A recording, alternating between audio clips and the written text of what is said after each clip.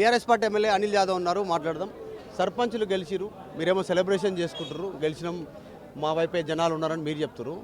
BRS నుంచి గెలిచిన ఒక్క సర్పంచ్ కూడా ఒక్క రూపాయి డెవలప్మెంట్ కోసం మెడలు బట్టి బయటికి నొబ్బేస్తాం అనేటువంటి స్టేట్మెంట్ కాంగ్రెస్ పార్టీ నాయకులు చేస్తాను కదా.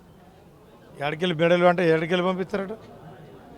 మెడలు అంటే ఏడకెళ్ళి ఎవరు తిస్మారకైనా ఈ దేశానికి రాజధానికి, ఈ దేశానికి ప్రధానమంత్రి అయినా ముఖ్యమంత్రి అయినా గ్రామ పంచాయతీకి పోవాల్సిందే కదా. ఆ గ్రామ పంచాయతీకి సర్పంచే రాజు మంత్రి అన్నీ.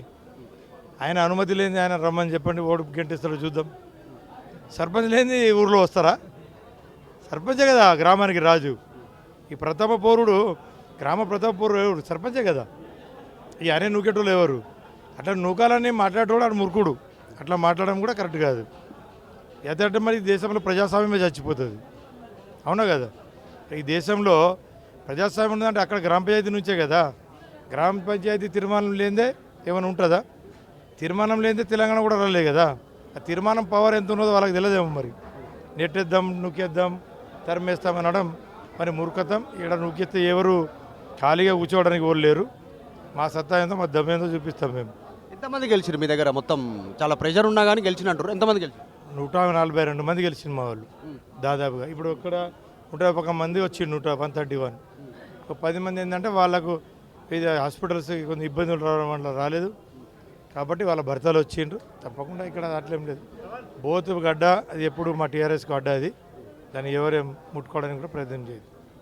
ఒకటి ఇంతమంది ఉన్నారు, మొన్న ప్రెజర్ చేసిరు పోటీ చేయొద్దని, కొంచెం రకరకాల ప్రెజర్ చేసిరు. బీఆర్ఎస్ మద్దతు ఇచ్చిన అందులో ఉండొద్దని గెలిచిరు. మళ్ళీ వీళ్ళ మీద గెలిచిన వాళ్ళ మీద ప్రెజర్ ఉండదా?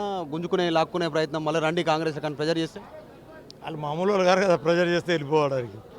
ఎవరు వీళ్ళందరూ? ఎవరు మామూలు ఎవరు కదా. వాళ్ళంతా కేసీఆర్ సైనికులు. అట్లా పైసలు ఇస్తే కానీ ఎవరైనా మాట మంత్రాలు చెప్తే, మాయ మాటలు చెప్తే పెట్రోల్ ఎవరు లేరు. ఇక్కడ పెట్రోల్ ఉంటే ఇక 2 సంవత్సరాలు రోజులు మిగలకపోతుండే కదా. ఈ గవర్నమెంట్ ఏం నిన్న రాలే కదా, 2 సంవత్సరాలు అయింది. మరి ఒక్కడైనా పోయిండా? వాళ్ళు పోలే కదా. రేపు కూడా ఎందుకు పోతారు? వాళ్ళ పార్టీ మీద వాళ్ళకి అభిమానం, గౌరవం ఉంది. కేసీఆర్ మీద గౌరవం ఉంది కాబట్టి ఇక్కడ అట్లాంటిది ఏం లేదు. 2029లో మళ్ళీ నేనే సీఎం అవుతా, నేను ఉన్న రోజులు బీఆర్ఎస్ని అధికారం గడపదొక్కనియను, సీఎం సీటు రానియను అనేటువంటి స్టేట్మెంట్ రేవంత్ రెడ్డి. అందరు ఓట్లు ఆయన గుద్దేస్తాడేంది? మరి ఓటు గుద్దాల్సింది ప్రజలు కదా, తీర్పు ఇవ్వాల్సింది జనం. ఆ ప్రజలు తీర్పు ఇస్తారు, మనం అనుకోవడం అనేది భ్రమాది. ఇంకోటి, పాత సర్పంచ్లకు సంబంధించి నిధులన్నీ పెండింగ్ ఉన్నాయి. గతంలో సర్పంచ్లుగా పనిచేసిన వాళ్ళు అప్పులు చేసిరు, బంగారం అమ్ముకురు, ఆస్తులు అమ్ముకురు, కుదబెట్టుకురు. వాళ్ళ డబ్బులు రావాలి, పెండింగ్ ఉంది. 2.5 ఏళ్ళు అవుతుంది. వాళ్ళ సంగతి కూడా ఏమైనా మాట్లాడాలన్నా వీళ్ళందరూ? మరి ఎందుకంటే వాళ్ళకే క్లియర్ కాలేదు. నెక్స్ట్ వీళ్ళు గెలిచిన వాళ్ళు డబ్బులు పెట్టుకుంటే సరిపోతాయి. ఇప్పుడు 2 సంవత్సరాలు కావస్తుంది. వీళ్ళు సర్పంచ్ ఎన్నికసార్లు పెట్టలే. అప్పటి నుంచి అంతా ఏదైతే గ్రామంలో పరిపాలన అంతా కుంటపడిపోయింది. చెట్లకు నీళ్ళు పోసేటోళ్ళు లేరు, ట్యాంకులన్నీ మూతపడ్డాయి, ట్రాక్టర్లన్నీ మూతపడ్డాయి. కాబట్టి మా సర్పంచ్లు అయితే తయారుగా ఉన్నాం. మాకు నిధులు ఉన్నా లేకున్నా మేమైతే ముందుకు పోతాం. మాకు ఏదైతే మాకు హక్కు ఉంది. సర్పంచ్లకు వచ్చే నిధులను వాళ్ళు ఆపరు. ఈ ప్రజాస్వామ్యం అందరికీ తెలుసు. అవి ఎట్లనే పడతాయి. అవి ముఖ్యమంత్రి ప్రధానమంత్రి ఏమి ఇంట్లోకి వెళ్ళి ఇచ్చేది కాదు కదా. అవి మా హక్కు. మా గ్రామ పంచాయతీకి రావాల్సిన నిధులు మాకు వస్తాయి. దాంతో మేము నిధులను డెవలప్ చేసుకుంటాం. నిధుల విషయంలోనే మరి అధికార పార్టీ స్టేట్మెంట్ చేస్తుంది కదా, ఇవ్వము, నిధులు ఇవ్వము, బీఆర్ఎస్ నుంచి గెలిచిన వాళ్ళకి మేము ఎందుకు ఇస్తాము అనేటువంటిది డైరెక్ట్గా పబ్లిక్ వార్నింగ్ చేసిరు. వీళ్ళకి గెలిచిన వాళ్ళు కూడా రేపు నాడు ఇబ్బంది అయితే పోయే పరిస్థితి ఉంటుంది. ఆ కేసులను ఇంకా ఇతర ఇబ్బంది ఎవరికి ఇచ్చిన వాళ్ళ సర్పంచ్కి ఇచ్చినప్పుడు చూద్దాం కదా. మా నిధులు మాకు సరిపోతుంది. వాళ్ళ దగ్గర నిధులు తీసుకొని ఆ నిధులకు కూడా బిల్ రావు 2 సంవత్సరాలు. వాళ్ళ నిధులు తీసుకొని మేమేం చేయాలి?